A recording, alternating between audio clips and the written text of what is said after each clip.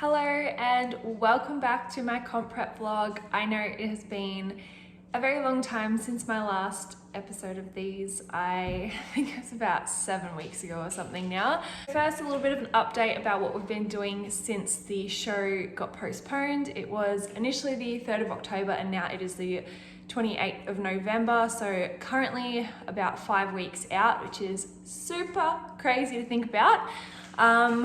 We started off with a trial carb up.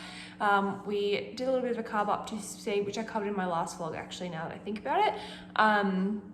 Just to see how my body reacted to carbs, how much I would be eating during peak week. And then after that, we started reverse dieting because we pretty much got the news straight afterwards that this show would be postponed.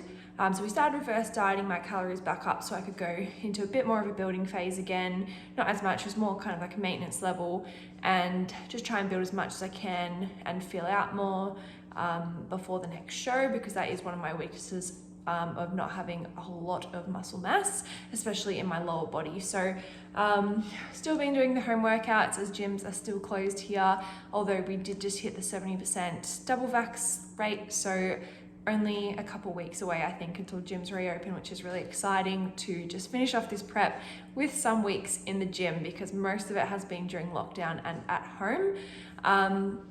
So yeah, pretty much, I think it was 2 weeks ago now, I'm in the 2nd week of my cut again. A lot easier this time. My calories are still like well above 2,000, very, very cruisy, half the cardio that I was doing the first time, as we do want to maintain the look that I have at the moment. Don't want to get too much leaner as we're trying to fit the category and the requirements for ICN Bikini, and that is the main thing. I think I've had several chats to my coach about feeling like I could be doing more, that I want to get more conditioned, but at the end of the day, it is about trying to meet the criteria of the category that I'm competing in. And if I get too much leaner and like have visible abs or striations, anything like that, then I'm not suited for bikini and would have to go into fitness. So just trying to maintain my current physique and just chip away, and then we'll probably reverse into the show again, because we discovered that I do look a lot better after a reverse diet because I fill out more and it makes me look like I have more muscle mass. At the end of my dieting phase, I just looked so flat. I just looked really lean and didn't have much shape at all. So yeah, carbs are definitely my friend. Okay, so let's get stuck into some of these questions. The first is how to know if competing is for you. And I think this is a great question because a lot of people just glamorize what they see on stage. They see the look, like girls in their bikini all glammed up, and they're like, yeah, I want to do that, but they don't actually think about what it takes and what the process involves. So the first thing I would say about competing before diving into it is to analyze your relationship with food. A lot of the time with competing, you have to pretty much count your macros to a T. There are some that do meal plans, things like that, which may be beneficial, but if you find that your relationship with food is bad enough that you have a really high food focus, like you're constantly focusing on food, you're a binge eater, just counting calories and macros in general, you find triggering, anything like that, if you experience those, I definitely wouldn't recommend prep, because it's only going to get harder as the dieting goes longer. So at the start you might think, oh, this is easy, like when you're in your building or maintenance phase, but as soon as you start dieting, it's going to be really hard, even if you do have a good relationship with food. So I definitely would make sure that you feel really good about how you eat before diving into a prep. Second is finances. It is a very, very expensive sport, and you kind of don't realize until you're halfway in. You're like, holy moly. Between getting a coach, posing coach, your bikini, your heels, your hair, your tan, your makeup, your entry into the comp, any travel accommodation fees if you're doing like interstate or like regional shows, things like that, it is quite pricey. So it's good to be aware of what it's going to cost before getting started.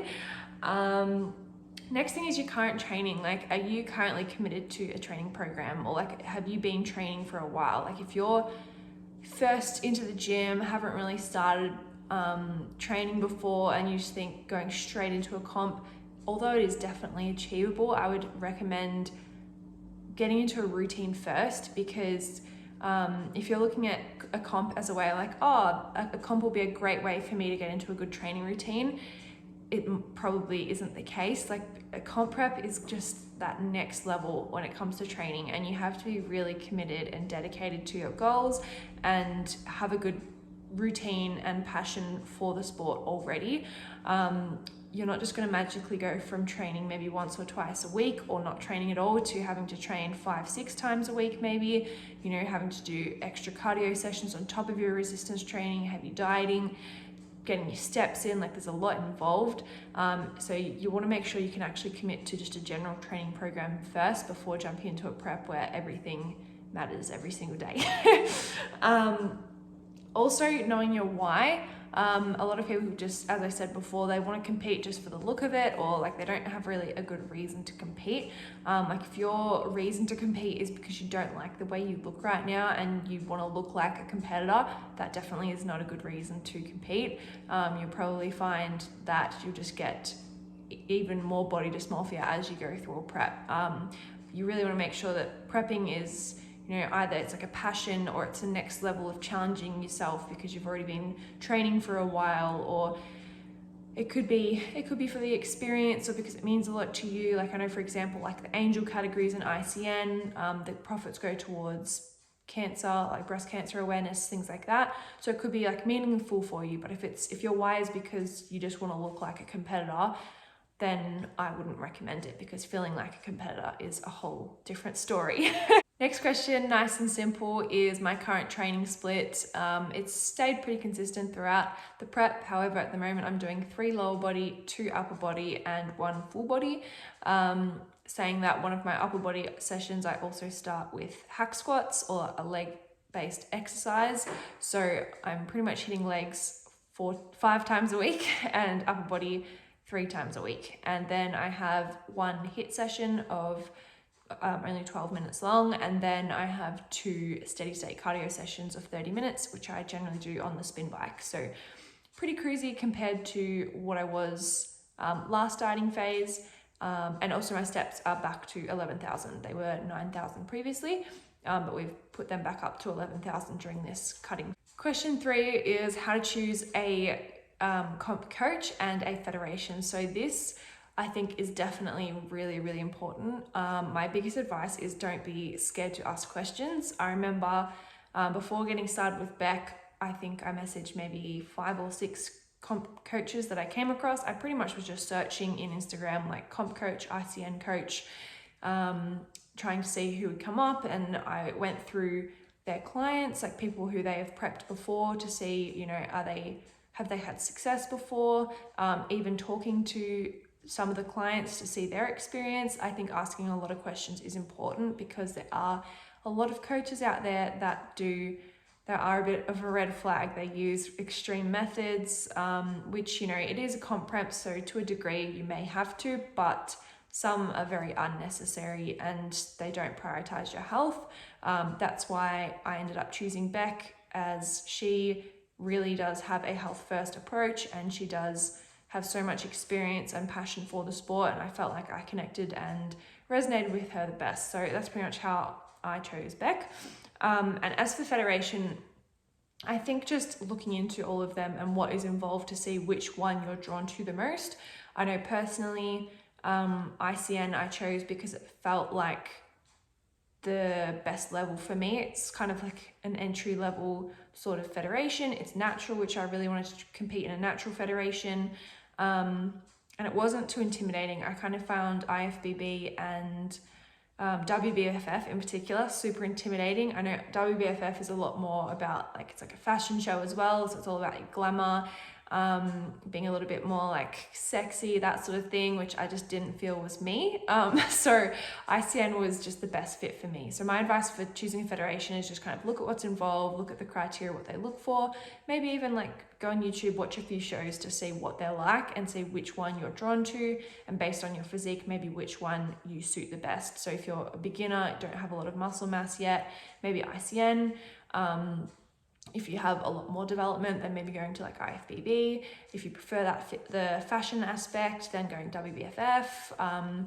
yeah, it really depends. And if you want to go natural and enhanced, obviously if you're going the enhanced route, then you have to go somewhere like IFBB or WBFF, as ICN is a natural federation. Same with A and B. And there's another one I think of a natural federation. Next question I found very fascinating. It asked, would I ever go enhanced? And as you always have it in the back of your mind where you're like, well, I definitely wouldn't go enhanced. I am quite happy to be a natural athlete and see like how far I can push my body taking the natural route. I have always been someone that's very cautious about what I put in my body. I always try and choose the most natural supplements. I think you guys know that about me already. So going enhanced isn't really that appealing to me. Yeah, I think for me it's just seeing, even if I went into a federation like IFBB, I would still like to compete natural and see how I could do. Next question was saying, will I ever take on comp clients? Please say yes. Very, very flattered that I am already being asked to prep people. However, the unfortunate answer is no. Well, like not ever, but not now, if that makes sense. I currently am not in a position to be taking on clients for a comp prep as much as I would love to. Comp prep is a lot more complex than just lifestyle goals of wanting to change your body composition. There is so much involved, not only in the knowledge of how to change your body composition, but understanding the federations, understanding posing. And I haven't even competed in my first competition yet, let alone being able to take someone else through that process. I would definitely recommend, if you're choosing a coach, it's someone who, if they haven't competed themselves, they at least understand the process and they have a lot of experience taking clients through that process. Yeah, I feel like every coach should have at least prepped, even if they haven't competed, prepped themselves once, because then they understand the process, they can empathize with what you're experiencing. So at least I have that aspect, but I still would like to have a lot more knowledge and do a lot more research into comp preparation before taking on any clients. So all I can do at this stage is recommend my current coach, Beck. She's amazing. So if you're wanting to compete, as the girls that asked me this were both bikini competitors, if you're wanting to compete, I would definitely recommend Beck at this stage.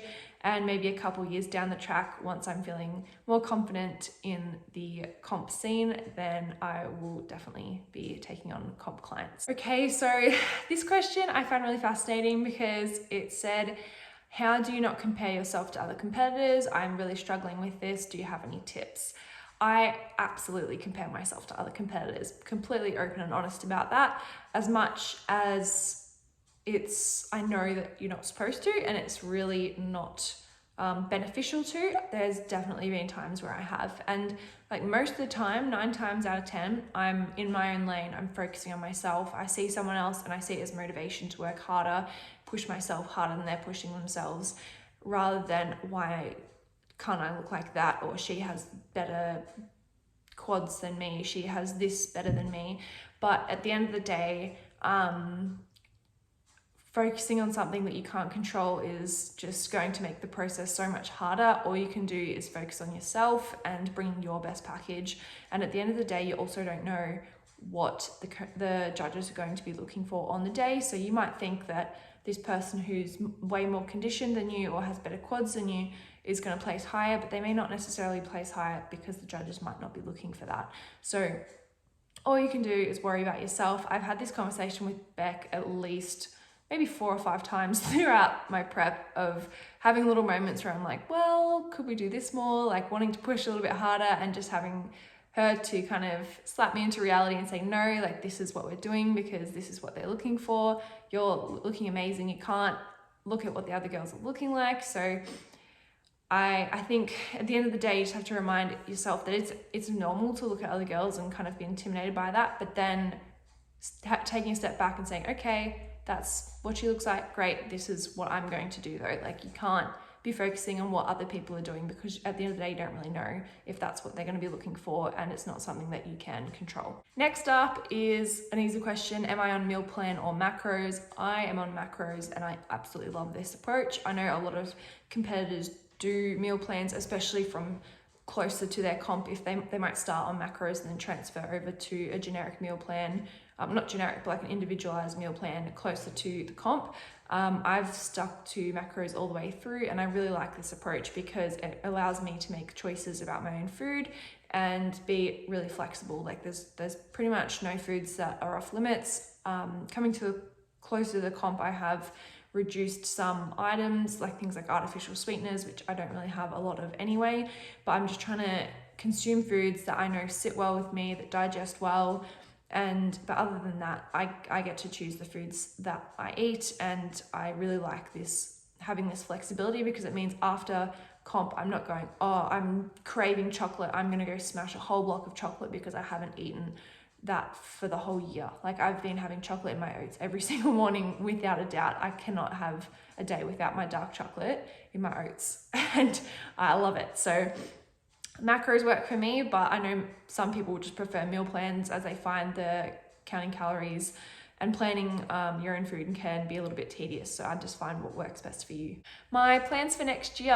I like this question because as much as I'm sure I'm going to get on stage and absolutely love it and just get the comp fever and want to get on stage again, I really want to make sure that when I step on stage again, I'm really just blowing my current package out of the water.